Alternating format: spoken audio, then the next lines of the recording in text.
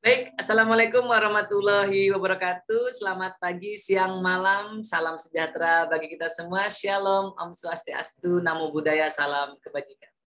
Jumpa lagi di channel YouTube Bapak. Tetap dukung dengan cara like, comment, and subscribe. Oke, baik. Pada kesempatan yang berbahagia kali ini, kita akan membahas satu materi yang ini layak untuk diperbincangkan. Atau layak juga untuk dibagikan. Jadi dimanapun kalian berada, kalau melihat channel YouTube ini bisa sambil belajar bagaimana sih menulis tugas akhir dan skripsi itu biar baik dan benar tentunya. Nah, ini buku saya sendiri.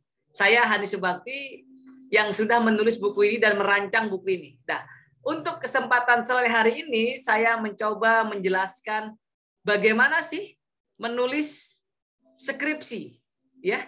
Yang jelas jurus jitu menulis skripsi itu ada di halaman 59. Karena di halaman sebelumnya 1-58 tentang menulis tugas akhir. Saya berkesempatan menjelaskan skripsi terlebih dahulu. Baik, kita langsung saja ke halaman tersebut. Baik. Jurus jitu menulis tugas skripsi. Jadi di halaman 58 ya. Nah, sebenarnya skripsi ini ada ketentuan umumnya. Ketentuan umumnya ini relatif berbeda-beda antara satu kampus dengan kampus yang lainnya. Namun baik dia sekolah tinggi, politeknik, institut, hingga universitas, yang namanya skripsi relatif hampir sama. Mungkin selikung atau pedomannya saja yang berbeda. Contoh, ketika saya di sini berkesempatan menjelaskan pengertian skripsi. Skripsi, nih ya, skripsi dapat diartikan, sekali lagi, skripsi dapat diartikan sebagai karya tulis atau karya cipta produk yang disusun atau dibuat oleh seseorang individu. Artinya tidak boleh berkelompok, tidak boleh tim, namun perseorangan atau individu. Yang menyatakan mahasiswa tersebut telah menyelesaikan minimal 144 SKS sesuai dengan standarisasi yang ada di kampusnya masing-masing. Tapi idealnya biasanya sekitar 140 ke atas. Baru boleh menyusun skripsi. Oleh karena itu, skripsi baru bisa diproses ketika sudah semester 6 atau 7. Atau tahun ketiga menuju tahun keempat perkuliahan. Di semester 6 atau semester 7. Dan saat sudah menyelesaikan 144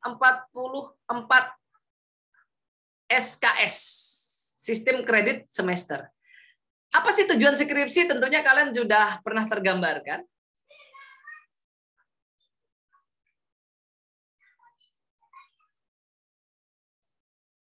Waduh, terkeluar sedikit ya, Dek. Mohon maaf. Nah, apa sih tujuan skripsi? Tujuan skripsi dalam penulisan skripsi adalah memberikan pemahaman terhadap mahasiswa agar dapat berpikir secara logis. Oke ya, berpikir logis dan ilmiah.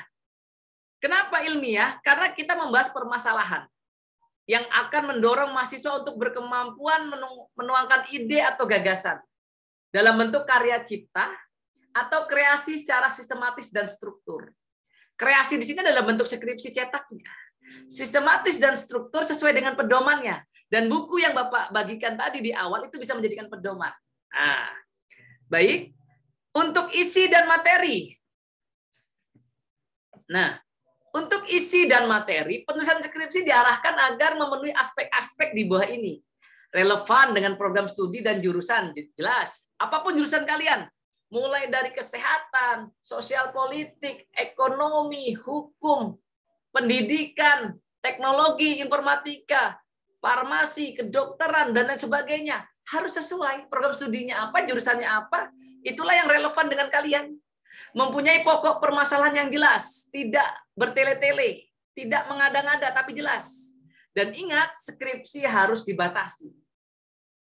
Sesempit mungkin terfokus sesuai dengan pokok permasalahan. Jangan kalian meneliti dalam bentuk skripsi, tapi variabel sampelnya dari Sabang sampai Merauke, dari Miangas sampai Pulau Rote, 17.000 pulau lebih yang kalian teliti. Berapa tahun baru lulus? Nah, oleh karena itu, kalau menulis skripsi dibatasi. Kami meneliti hanya sampai A, tidak menyentuh B, apalagi C, bahkan D atau Z, kan gitu ya. Kemudian, selain dibatasi dalam penulisan skripsi juga ada yang ke ini. Materi hendaknya memenuhi 3 kriteria penelitian, yaitu validitas hasil, mengandung kebaruan novelty. Apa sih yang baru di sini? Dan memberikan kemanfaatan. Ya, benar. Skripsi tidak mungkin dari nol, karena kita sudah hidup di 7,8 miliar penduduk bumi. Jadi tidak ada yang baru sebenarnya. Namun kita cari pembedanya, novelty-nya. Seandainya dia meneliti A+, mungkin kalian bisa B+ atau C+ dan sebagainya. Ada perubahan tempat, populasi sampel, kemudian ada validitas penelitiannya yang berbeda-beda dan sebagainya. Dan yang terakhir, di dalam menuangkan isi atau materi skripsi hingga jadi, hendaklah memberikan kemanfaatan. Jangan sampai skripsi kalian hanya sekadar pelengkap penderita, hanya sekadar menggugurkan kewajiban. Namun bertolok atau tolok ukurnya memang jelas. Saya menulis skripsi ini untuk kebanggaan, prestis saya. Karena saya nanti ketika lulus saya bisa cerita. Skripsi saya ada validitas hasil yang memuaskan, ada kebaruan atau novelty-nya, ada manfaat untuk orang yang membacanya. Nah, di dalam skripsi dibagi menjadi 2 bagian atau 3 bagian biasanya. Yang pertama proposal penelitian, yang kedua seminar hasil, atau seminar ujian atau pendadaran. Atau yang kedua versi berikutnya, dari proposal langsung pendadaran tanpa seminar hasil. Yang mana seminar hasil digabung ke pendadaran. Itu yang lazim di Indonesia. Namun apa sih Pak isi dari skripsi itu biasanya? Baik, adapun bentuk laporan penulisan skripsi, ya, bentuk laporan penulisan skripsi biasanya ada 3. Yang bagian awal berisikan halaman judul, lembar hak cipta, lembar pernyataan keaslian skripsi bertanda tangan dengan materai, lembar pengesahan dari dosen pembimbing, dosen penguji, kepala program studi, kepala jurusan, hingga dekan biasanya. Gitu ya. Karena rektor untuk apa Pak? Atau direktur? Direktur nanti untuk diijazah saja, tidak sampai ke skripsi kalian. Itu lembar pengesahan, kemudian ada abstrak. Abstrak berisikan kesimpulan dari awal hingga akhir, dari bab 1 sampai bab 5 dipersempit, ditulis 150 sampai 200 kata menjadi yang namanya abstrak. Kemudian ada riwayat hidup. Ya, inilah yang membedakan deh. Pengalaman kalian organisasi, kalian lahir dari orang tua apa, pendidikan SD, SMP, SMA, itu semua masuk di riwayat hidup. Dan kelebihan-kelebihan yang kalian miliki selama hidup, namanya juga riwayat hidup. Kemudian kata pengantar.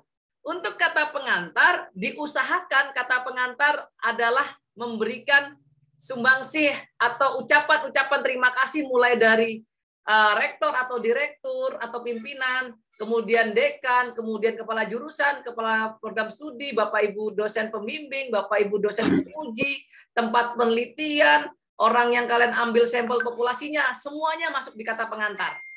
Agar apa? Agar kita merasa kita memang membutuhkan dia hingga jadilah skripsi ini. Daftar isi biasa lumrah, daftar tabel biasa lumrah, daftar gambar biasa lumrah, dan daftar lampiran juga biasa lumrah. Itu semua ditulis di bagian awal. Masuk ke bagian tengah. Bagian tengah berisi apa Pak Hani? Bagian tengah berisi 1 pendahuluan, 2 tinjauan pustaka, 3 metode penelitian, 4 hasil dan pembahasan, 5 kesimpulan dan saran. Jadi di bab 1 itu pendahuluan. Nah, di dalam pendahuluan ada lagi pecah-pecahannya, ada latar belakang, ada metode, ada rumusan masalah, ada tujuan, manfaat, batasan, ruang lingkup dan sebagainya. Dan di bab 2 tinjauan pustaka biasanya ada kajian teori atau kajian pustaka, ada penelitian relevan dan lain sebagainya. Di bab 3 berisi metodologi penelitian. Metode penelitiannya apa? Kuantitatif kah, kualitatif kah, research and development kah, pengembangan, atau studi literatur kah, dan lain sebagainya. Kemudian di bab 3 di dalam metode penelitian juga ada analisis data, bagaimana cara menganalisis datanya, populasi sampel, tempat dan waktu penelitian, dan lain sebagainya, itu masuk di bab 3. Karena di bab 4 khusus hanya hasil dan pembahasan. Berdasarkan hasil penelitian, dijelaskan A, B, C, D, dan seterusnya sampai ke pembahasan.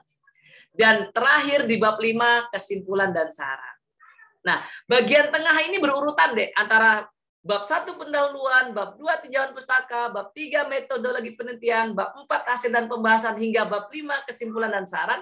Ini semua saling terkait dan tidak boleh terbolak-balik. Dan untuk bagian akhir dari sebuah skripsi ada namanya daftar pustaka yang bisa dikerjakan menggunakan citasi MLA, Modern Language Association, atau APA, American Psychology Association, atau aplikasi-aplikasi lain yang dapat memudahkan penyusunan daftar pustaka. Setelah daftar pustaka disusun secara otomatis dan berurutan mulai alfabetis A sampai dengan Z, baru sampai di lampiran. Dan untuk lampiran, teman-teman harus pastikan lampirannya sesuai dengan apa yang sudah dilakukan. Nah, baik. Sekali lagi Bapak sampaikan, di dalam skripsi hanya ada 3 bagian. Dimulai dari bagian awal, bagian tengah, dan bagian akhir. Khusus bagian awal ada poin-poin tertentu. Dan di bagian tengah inilah yang paling penting. Pendahuluan, tinjauan pustaka, metodologi penelitian, hasil dan pembahasan, dan kesimpulan serta saran. Dan di bagian akhir ada daftar pustaka, lampiran. Lampiran ini termasuk dalam foto-foto, dokumentasi, surat izin penelitian, kemudian hal-hal yang dianggap perlu untuk dilampirkan. Jikalau ini sudah tersusun dengan baik, Bapak yakin skripsi kalian akan disahkan dan diujikan untuk disahkan dengan nilai yang terbaik karena sudah berurutan. Sekali lagi, apa yang saya sampaikan pada kesempatan yang berbahagia hari ini hanya sekadar untuk meyakinkan kalian betapa pentingnya skripsi itu ditulis. Kata kuncinya adalah skripsi yang baik adalah skripsi yang selesai. Sebagaimanapun kalian mengolah, tapi kalau tidak selesai, ya tidak baik. Ingat ya, sekali lagi, skripsi yang baik adalah skripsi yang selesai dan dijilid hingga dikumpul di perpustakaan. Karena setelah itu kalian bisa bisa digeser toganya dalam prosesi wisuda. Oke. Mungkin itu penjelasan saya tentang bagaimana sih menulis skripsi dan pedomannya. Tetap dukung channel YouTube Bapak. Jangan lupa like, comment, and subscribe. Dah, terima kasih.